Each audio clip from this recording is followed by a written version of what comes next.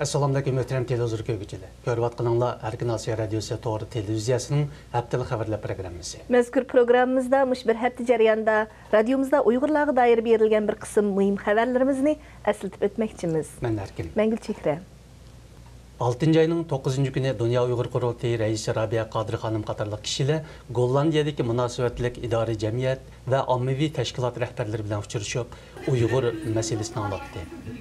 Uçuruşda dünyanın hər qaysı joylarında qiyin ahvalda qalğan Uyghur musafirlar məsələsi müzakirə qılınğandan sərt Rabia Qadri xanım yana Uyghurlarning hozirgi vaziyati to'g'risida ma'lumot berdi. Rabia Qadri xanım axırda Qaysirda o'tkazilgan 2-ci növbətlik Dünya Uyghur Yaşları futbol müsabiqəsiga muvaffaqiyat tilash bilan birga mazkur faoliyatga kuch chiqargan tashkilot va shaxslarga rahmat aytdi. 6 ayının 7 günü Amerikadaki yuqori texnika o'rinlari va oliy bilim yurtlarida xizmat qilayotgan bir qism Uyg'ur sarxillari Virginia shtatida Uyg'ur yoshlar bilan uchrashib, o'z natijalarini ular bilan o'rtoqlashdi va Uyg'ur yoshlariga ilhom berdi. Uchrashishga biologiya olimi doktor Shuhrat Mutallib, Amerika olam qatnash idorasi injeneri Erkin Sidiq boshchiligidagi olim mutaxassislar qatnashdi. Doktor Shuhrat Mutallib apandi g'ol hujayra texnikasidagi natijasi bilan 2014-yili ta'siri eng zo'r 10 olimning biri bo'lib baholangan edi. Uchrashishda yana dori tadqiqotchisi doktor Rishad Abbas, matematik professori doktor Tashpolat Rozi, pul muomala maslahatchisi doktor Gulnaz Abduqadir, professor doktor Reyhan Bektur va Sherun shirkatining texnika o'zlashtirish yetakchisi Shakir Shamsi qatorliqlar so'z qildi. 10 iyun Gollandiya Uyg'ur birligi Danxaq shahrida namoyish o'tkazib, Xitoyni Uyg'urlarga qaratgan bostirish siyosatini darhol to'xtatishga chaqirdi. Gollandiya Uyg'ur birligi raisi Abdusalom Niyaz apandining bildirishicha, mazkur namoyish Dünya Uyg'ur Qurultayining chaqiriqiga ovoz qo'shish uchun o'rinlashtirilgan. Ularning aytishicha, namoyishchilar Xitoy bosh elchixonasiga bir parcha talabnoma sungan.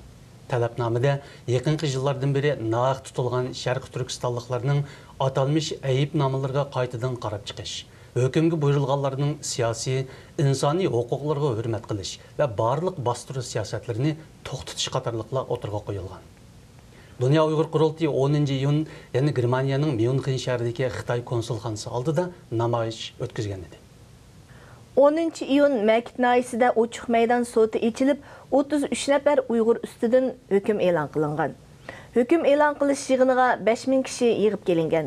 Muxbirimizning yerlik saqchi va aholilardan egallishicha, bu qitimqi ochiq maydon sotida Ababakr Hoji, Mehmet Savur, Tunisa Mehmet qatorliq 8 gumondarning qo'lga elinganligi va 25 nafar gumondarning to'xtatilganligi e'lon qilingan. Bir kent boshlig'ining ma'lum qilishicha, bu qitim sotlanganlarning bir qismi burun gumon bilan tutilgan, ammo gunohsiz deb qo'yib berilganlar ekan.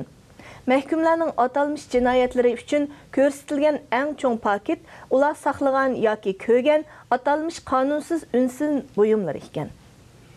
Qashqar Koni shahrining Langar yezisida qonliq to'qinish yuz berib 5 kishi o'lgan, 2 kishi yaralangan.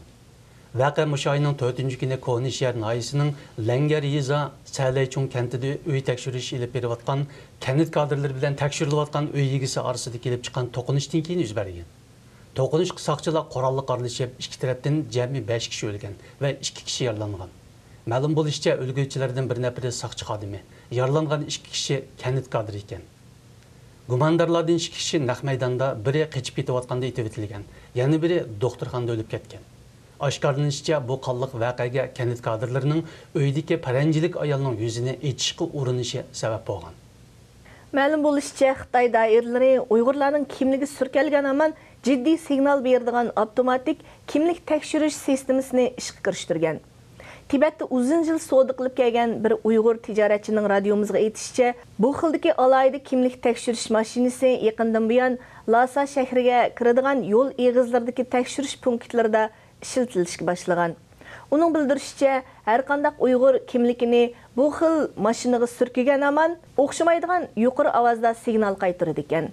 Shu sababdan hozir Tibetning Lhasa va boshqa viloyatlarda savdo qiladigan Uyg'urlar qiyin ahvolda qolgan.